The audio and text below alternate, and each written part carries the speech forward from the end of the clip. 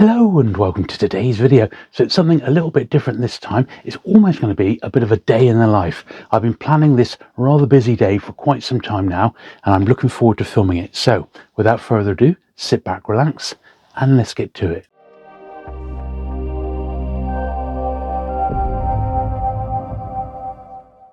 Okay then, so just a bit of a recap and a bit of a channel update really, just before we get into the main action.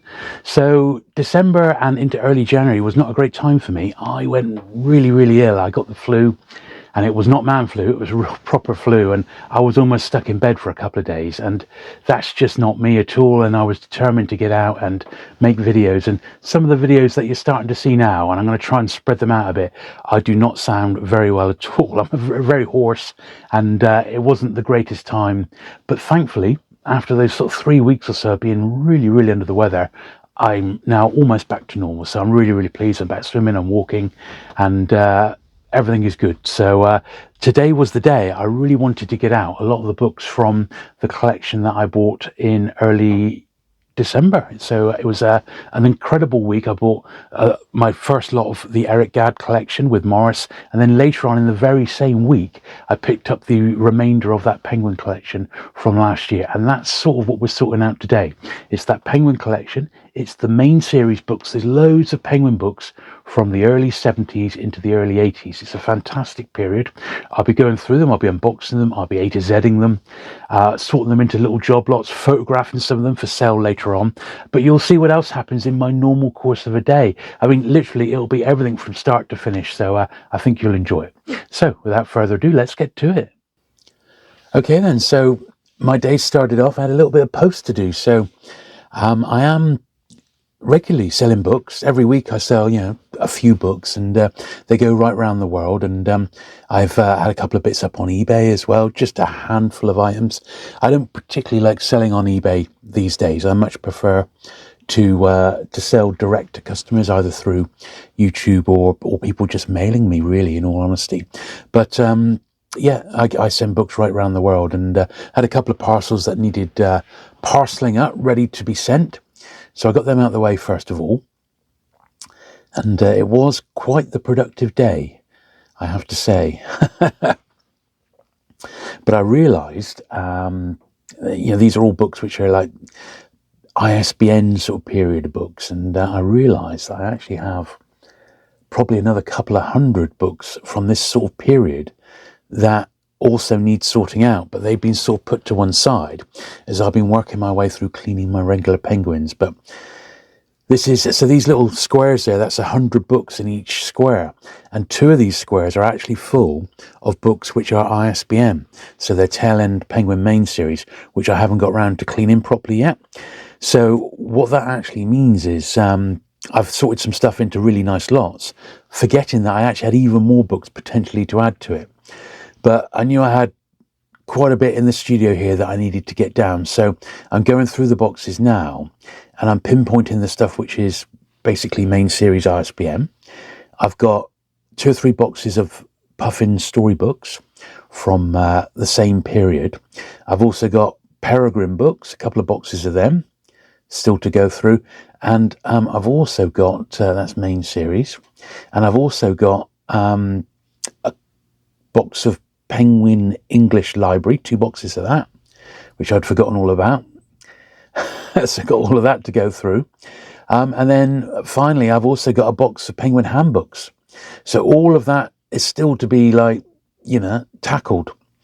And of course, on top of that, I've got 11 boxes of stock, which is what you see in those white boxes there. And that's what I'll be taking up to the next paperback show at Zardos Books. So that's all stuff that's done and ready.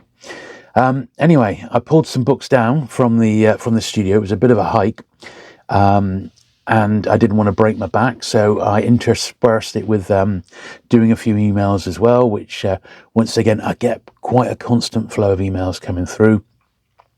I try and reply to all my comments on the channel as well if I can, but this is, as I said, this is almost like a typical day for me. Anyway, that's what we got to get through. The cats will be helping throughout the day. They like to see what's going on, and that's Rita, and the white cat was Dexter. Rita's more the bookish cat, and yeah, I'm doing this with one eye ready to get to the book fairs, but at the same time, it would be nice to make a little bit of room before that date, you know. And I've got some time off, so if anyone sees some stuff, and there will be some lots towards the end of this video that they fancy, then just get in touch. However, bear in mind, although I've put lots of like 2, 3, 4, 5, 6, 7 books by an author, there is a possibility that I may actually have even more by that particular author in the couple of 100 books that I haven't sorted out yet. So I might be able to even add to the lot that we've got, and even create some more. So don't panic. Just let me know if there's like an author or a lot that you're particularly interested in, and I can check to see if there's any more to add to it, and then we can come up with some sort of a price for you. All right. Anyway, first thing then, and I've speeded this up because it did take it took about an hour and a half to actually get all the boxes unpacked. And I've tried to do it so that each little wedge that I put out, you can at least see a bit of the spines, but hopefully you'll get to see pretty much all the books that we've got to play with over the next bit of video, basically. And quite a lot of stuff, as you can. I don't know how many books we actually unpacked, but each box sort of holds about, I suppose, about 80 to 100 books. So I guess there was 700 there. A mere 700 books. Crazy, really. I don't know if it was quite that many, but there was a lot. There was definitely a lot. Some nice B format stuff as well. Some stuff absolutely, you know, it's of little interest to anybody at all, so I'm not worried too much about that. And I've got a little bag which I'm dropping off to the charity shop, which is stuff which is either a bit low grade, not really collectible, or it's just not something which anyone's likely to want, but it is just general bit of non-fiction, and you know, cookbooks and things like that, you know, health books. I don't like to throw books away per se, so I'd rather just give them to a charity shop. They can see if they can use them or not, really. I've sorted these books out into A to Z because what I want to do, my mother and sister are coming round at the weekend, and they're looking to pick up a bit of fresh reading. But it will be nice to lump all the authors into little groups and job lots when I've got a few by a particular author.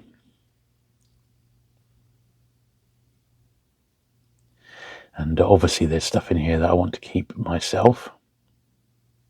And we do go through what I'm keeping myself at the very end here, so you'll be able to have a little look at that. But what I'm thinking I might do is pull the other couple of 100 books that I've got and maybe do a little supplemental to this video in the next sort of week or so I can at least pull the lots together, which perhaps I've got some more by the same author by. I think that might be quite a good plan.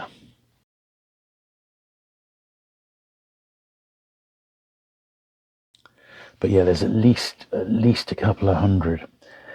See, the numbering, it's a bit weird with Penguin. I say I want to collect the first 3,000, but after 3,000, the numbering does sort of start to peter out, and some books are numbered and some books aren't. So it's a bit of a weird one.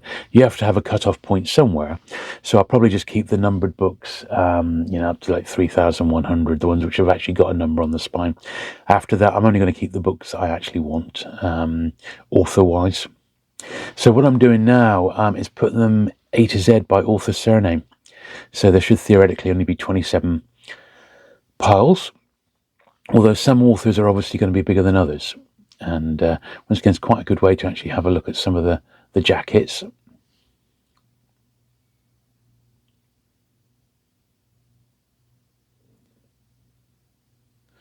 But I knew that this was probably going to be a full day's work.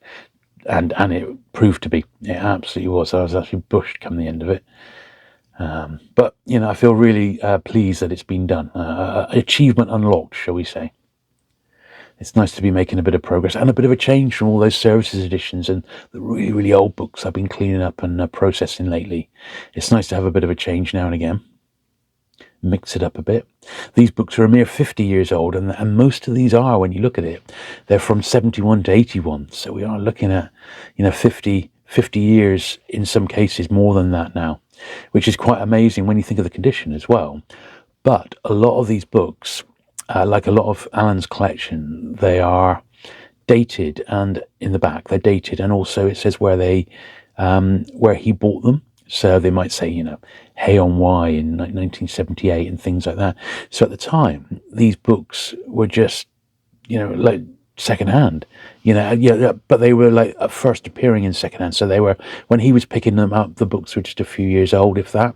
So consequently, they haven't been round and round and round in the secondhand bookshops and got poorer and poorer condition. These have generally either been unread or they've been read once, so they're in tip-top shape, and that really, really does show.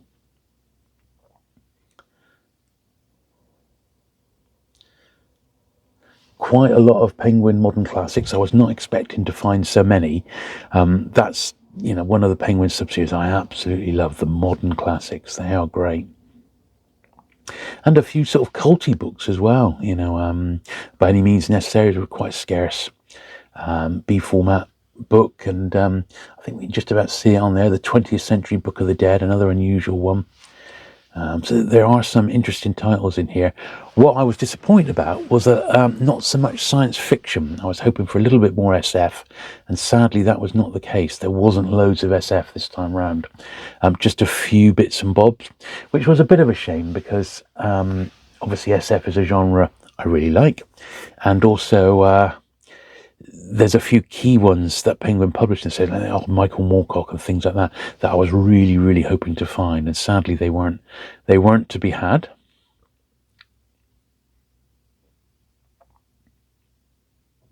So yeah, not a lot of genre fiction, but Penguin didn't publish a lot, of course. It was what you're seeing now was Penguin's bread and butter during the 1970s. I think some authors, people like Iris Murdoch and Patricia Highsmith, that was a lot of their bread and butter, and they were big sellers. And of course they had their bestsellers along the way, things like Watership Down and things like that, but they had their sort of tried and tested backlist as well.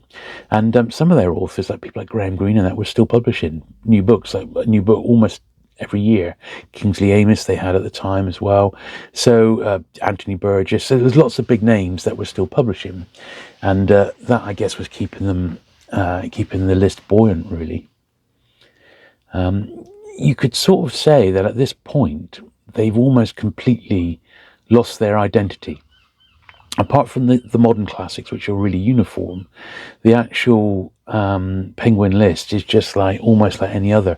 Apart from having a Penguin logo on, it's very, very similar to a lot of publishers in the 70s. The trend was certainly, on the whole, for photograph covers for a lot of the period. So when a book has nice artwork cover, it's worth celebrating, I think. They still published a fairly healthy chunk of crime, which was good to see. They certainly didn't forget their roots. And they did start to put in new authors, like Chester Himes in 1974. He moved from Panther over to Penguin, and has been with them ever since.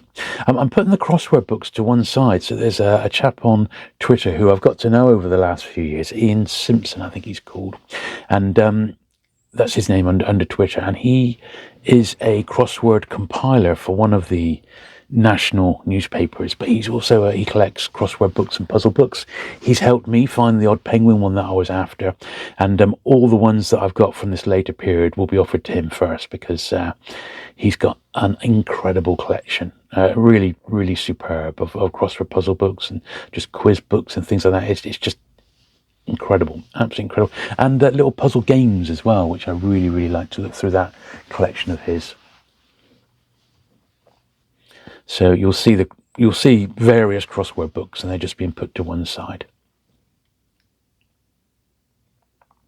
And there's some stuff I just don't know where to put it.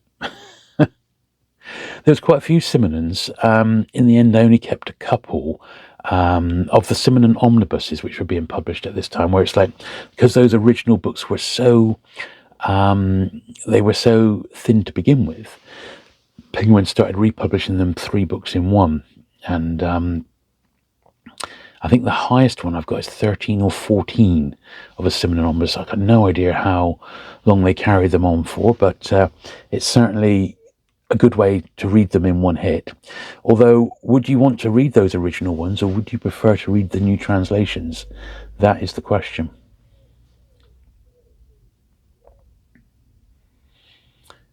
A fair batch of some non-fiction in here as well, some military history as well.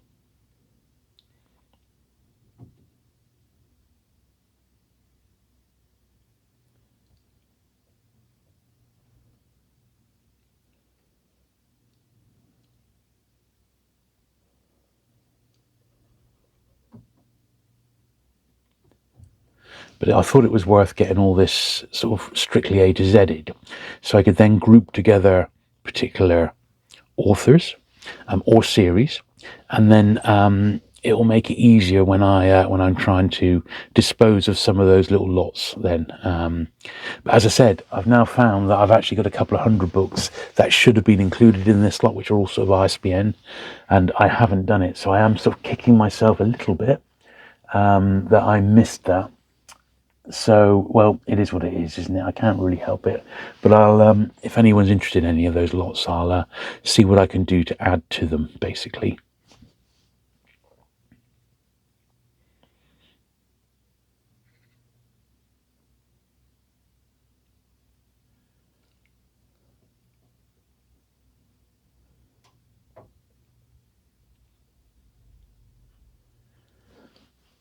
But yeah, it was very much reminded me of my days in the bookshops, sorting out boxes of stock and goods in.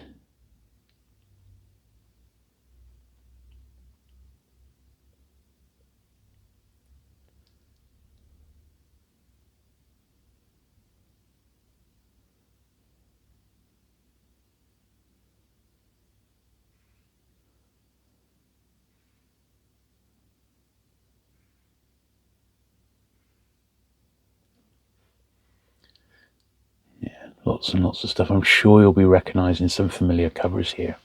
I'm thinking, oh, I had that edition, or I wouldn't mind that one.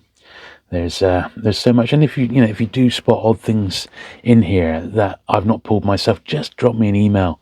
As I'm sending stuff all around the world. When I first unpacked these, someone said, "Oh, I really want those Richard Adams Watership Down books and Shardik," and I said, "Yeah, when I get to it," which was today. I pulled them out, and I've said that they're going to El Salvador. I mean, if you can believe it, those two books. So just incredible, isn't it? So, as I said, I ship right around the world. I never charge extra. Postage is always at cost, and I think I'm really, really reasonable.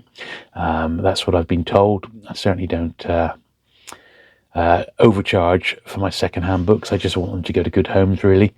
And as I said, I just don't have the room for loads and loads of surplus stuff. I haven't got the stock to be a book dealer, at least not yet. Or space, stock or space, basically. So, but maybe one day I shall become a full-time book dealer, and well, then we'll see what happens. But until that time, I need to turn the stuff over, really. So when a big collection comes in, anything I don't need or don't want has to be moved on. That's the rule.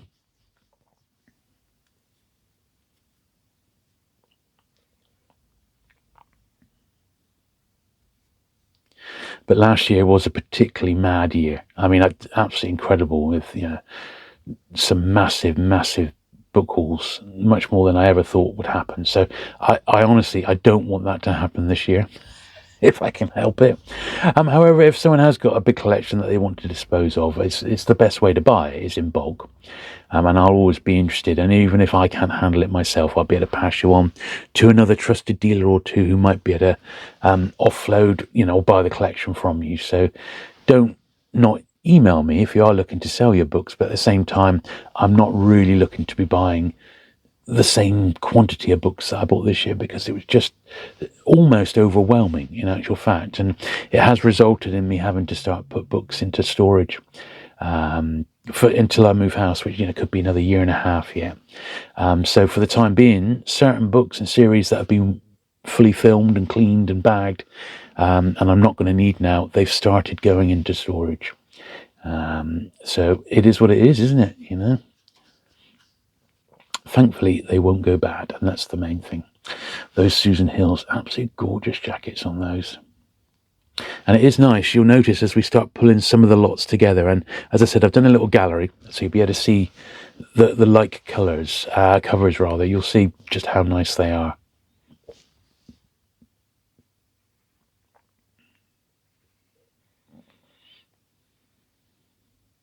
So we're almost finished A to Z in it. I think this is like the last sort of lot. And some of the piles, some of the authors, like M, for example, has got 3 stacks. Just because there's so many authors with an M on the end. And we're just doing some of the B format stuff now. There's like original King Penguins. So not the hardbacks from the 30s to 50s. It's the revived upmarket literary fiction, the Picador competitor. So you got some nice King Penguins, a lot of 6 of those in there, which was nice to see. They were from 1981, so I think it went up about 84 was the cut-off point. Probably about the same on the puff in front as well.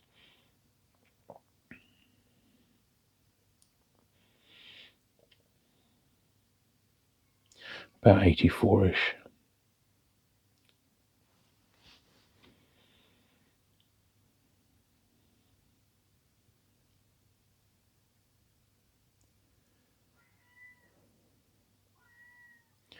Yes, lots of unusual stuff.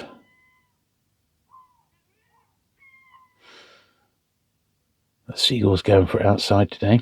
The weather hasn't been great, so they tend to come in. So this is just a quick look over the piles now in the author surname A to Z. Just because it's going to make it easier when I start to sort through the books.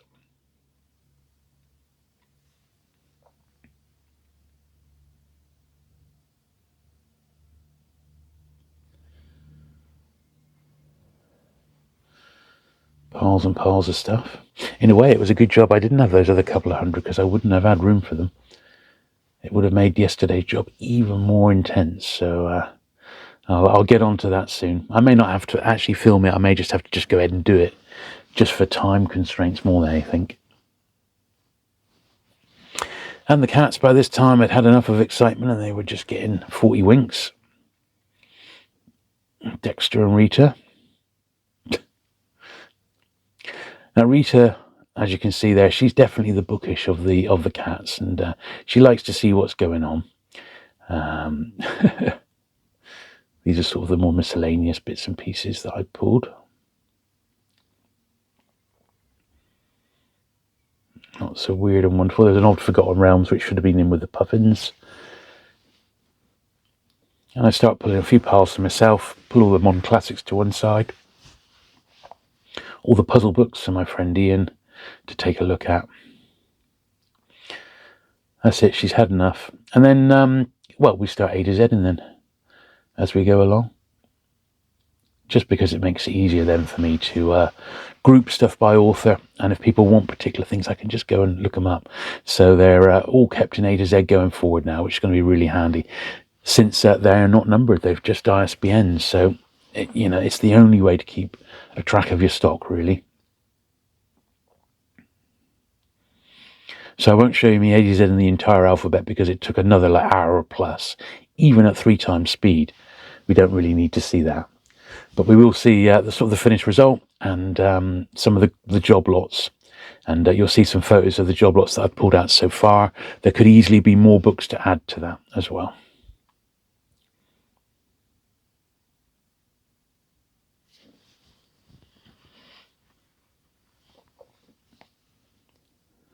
But yeah, all in all, it was a really, really good day. And I like good sorting days like this. There's not enough of them.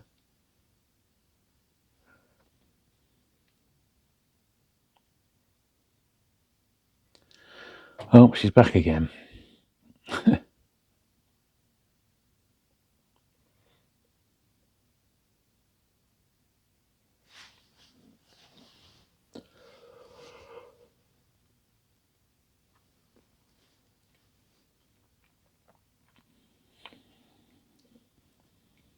Certainly an education on 70s and early 80s Penguin, this was, I have to say.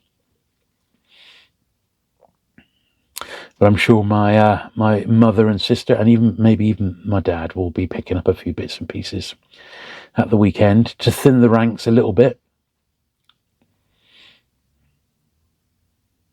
all quite big readers like myself.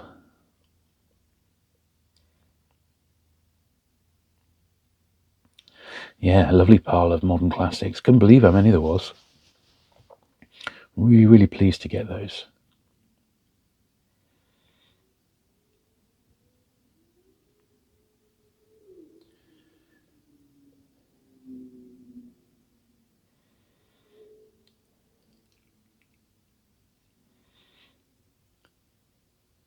Here's the H's. So this is me. I'm pulling out a few authors who are like, they're all by a few books all by the same author. So it means there's less to A to Z. I can just put them into little lots there. Chester Himes, Patricia Highsmith, those lovely Susan Hills, those distinctive covers.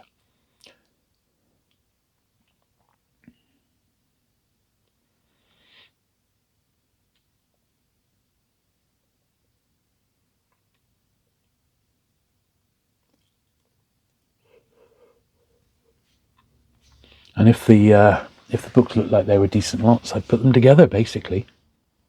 And any modern classics I found, I would pull to one side as well. And the rest, like single books, all books which weren't tip-top shape, were just A to Z'd, filed that way, and that's how we did it. I said it took about an hour and a half to do the entire load that I pulled in, but that was okay.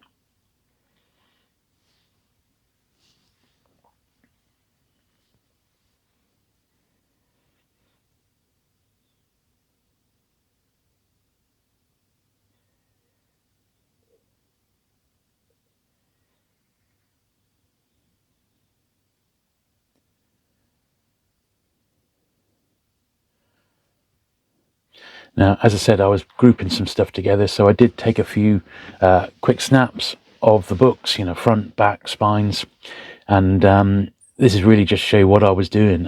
As I said, some of this may actually be a little bit redundant because I've got a couple of hundred more books that I haven't actually, they're ISBN books that I haven't sorted, and there may be additional titles to add to this, so maybe that was a bit of I jumped the gun a little bit there. I am very tempted to go back and sort out those other couple of hundred books and then redo the photographs, just in case any of the lots have got extra books to add to it. But here we are. So this is the whole lot on the table, A to Z by author in piles. So that's just the stuff that I haven't pulled out into job lots. So that's already, as I said, A to Z. So I know exactly what's what and what's where. So that's really nice and sorted, which is good news. As I said, very, very high grade quality stuff. This is that's what I'm keeping for myself out of all that lot, and we'll have a closer look at that at the end of the video, so you get to see the things I'm going to be keeping. Some of it's upgrades, some of it's just brand new to me that I haven't got. Authors that I collect, that sort of thing. So we'll have a little look at that. But good stuff there. And then these are the job lots, which you will see a little montage of in a minute.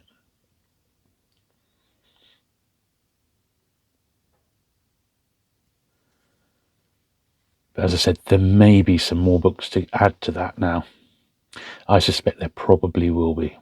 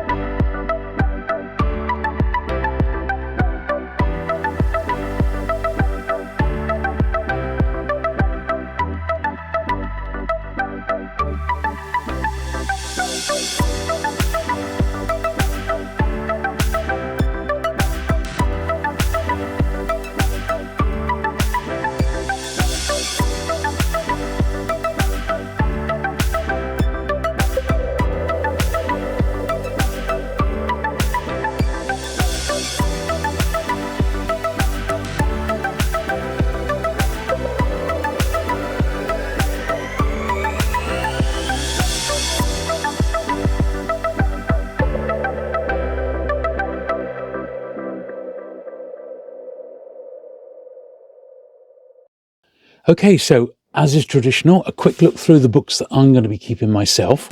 I got a nice little run of these Penguin Modern Classics. Very, very pleased to be getting these. And on the whole, they're in tip-top shape, like a lot of the books from this collection. So, although none of this has actually been through my cleaning process yet, so I'm going to take a bit more time to get these looking as good as possible. Overall, they do look great. So that's a good little start. This was an interesting book. I'd never come across this one before. Master of Middle-earth, The Achievement of J.R.R. Tolkien.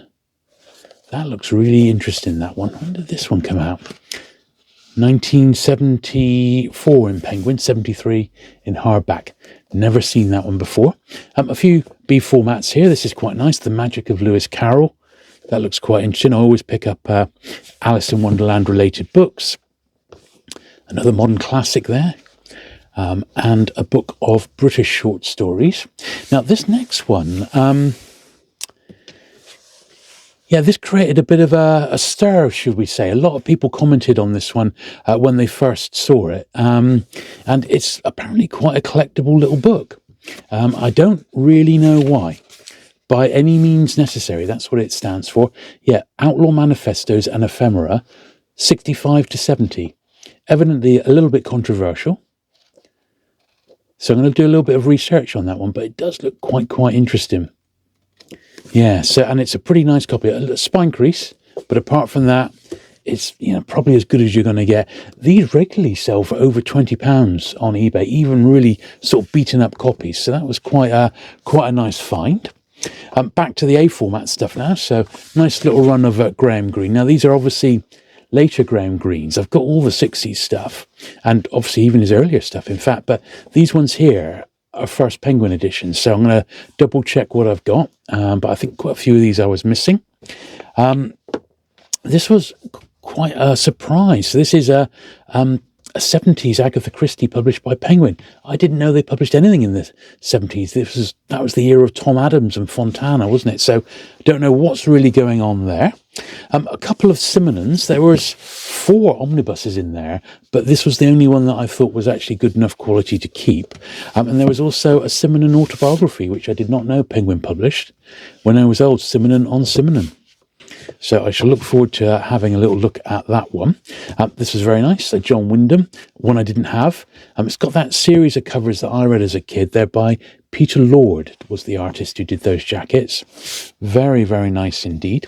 This is another one which is, I think, a little bit controversial. So I'm going to do a little bit more research on that. Sons of Darkness, Sons of Light. But very interesting all the same. Another very nice addition to my Churchill collection. I do collect Churchill in his own right. And this one came out around the time of the movie Young Churchill. And this, I think, is his Boer War experiences. You know, that was published in London to Ladysmith and the Malacan Field Force, I think, were the original editions. That's an old Graham Greene. These are the original. This is Chester Himes, who was published in Panther, of course. And then Penguin got him in 1973 or 4. Let's have a look here. Maybe slightly later. 76, yeah. So these are I don't know if that's all that came out, but those are the first 3 Penguin editions of Chester Himes after leaving Panther, and they've had him ever since. Odd bit of science fiction in this collection. Not as much as I would have liked, but there was some.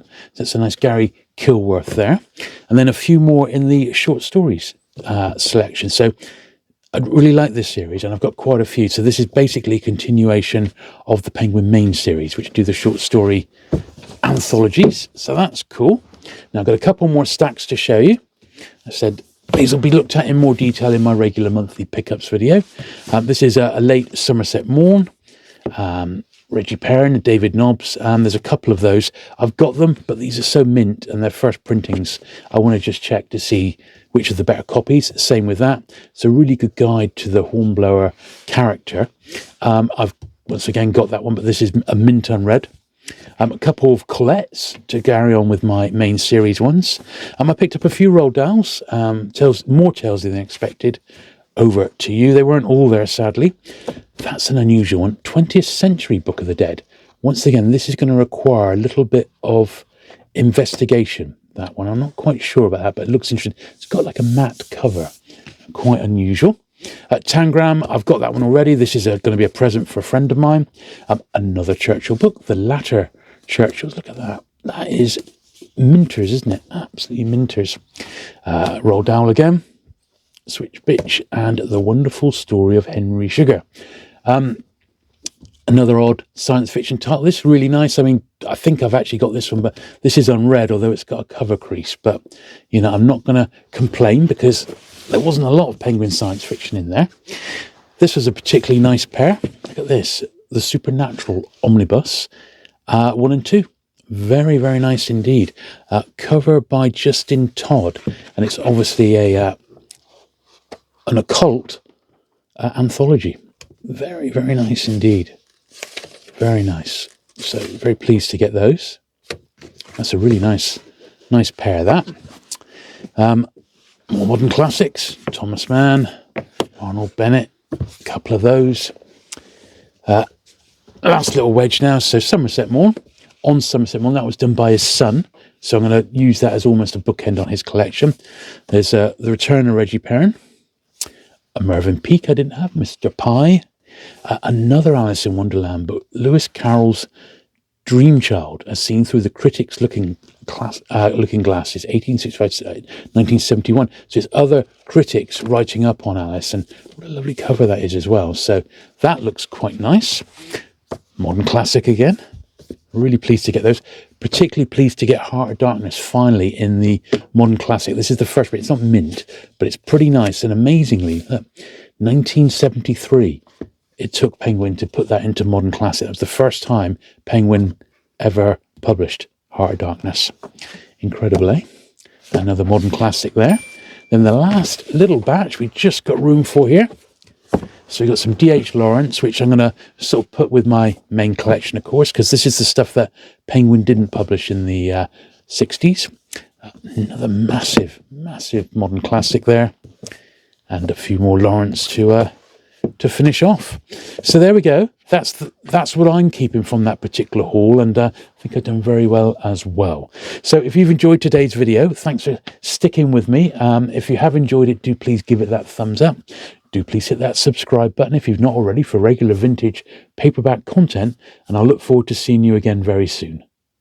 Bye.